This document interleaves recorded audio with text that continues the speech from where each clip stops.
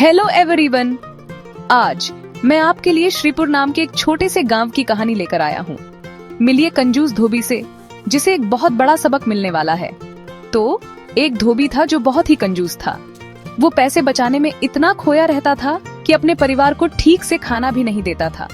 हर दिन वो गांव भर से गंदे कपड़े इकट्ठा करता, उन्हें नदी पर ले जाता, धोता और जो पैसे मिलते थे उन्हें नदी के किनारे एक थैली में छुपा देता। ये धोबी बहुत ही लालची था। जब भी वो नदी पर जाता, वो अपनी छुपाई हुई थैली को खोद कर देखता कि वो अभी भी वहाँ है या नहीं।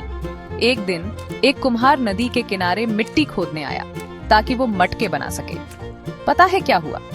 उसे धोबी की छुपाई हुई पैसों की थैली मिल गई। कुम्हार उसे घर ले गया और ईमानदार होने के नाते अगले दिन उसे गांव के मुखिया को दे दी।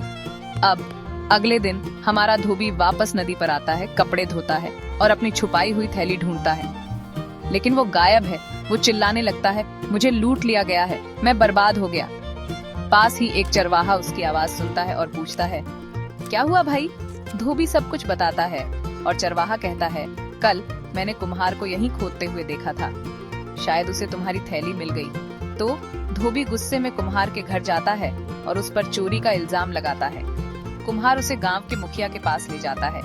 धोबी गुस्से से लाल होकर कुम्हार को बुरा भला कहने लगता है, उस पर चोरी का इल्जाम लगाता है। मुखिया धैर्य से सुनता है और फिर धोबी को डांटते हुए कहता है, कुम्हार ईमानदार है, उसने थैली पाई और मुझे दे दी, ये लो तुम्हारे पैसे। लेकिन तभी धोबी की पत्नी और बच्चे आ जाते हैं। उसकी पत्नी कहती है, रुकिए मुखिया जी, हमारी बात भी सुनिए। कई दिन हो गए हैं, हमें पेट भर खाना नहीं मिला। हमारे बच्चों को स्कूल से निकाल दिया गया क्योंकि हम फीस नहीं दे पाए। ये सारे पैसे कहाँ से आए?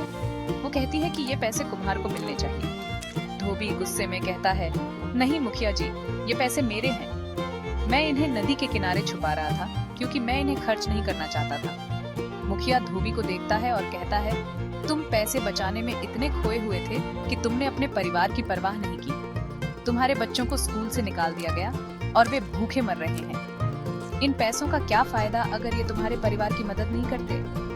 फिर मुखिया घोषणा करता है, अब से तुम्हारी पत्नी घर का खर्चा चलाएगी, तुम जो भी पैसे कमाओगे वो उसे दोगे। और बस ऐसे ही धोबी का कंजूसपन खत्म हो गया। उसके बच्चे वापस स्कूल जाने लगे और परिवार को आखिरकार पेट भर खाना मिलने लगा। तो इस कहानी की सीख क्या है? ज्यादा कंजूस होना अच्छा नहीं होता। देखने के लिए धन्यवाद। अगर आपको यह कहानी पसंद आई हो तो लाइक बटन दबाना और ज्यादा अच्छी कहानियों के लिए सब्सक्राइब करना ना भूलें। अगली बार मिलते हैं।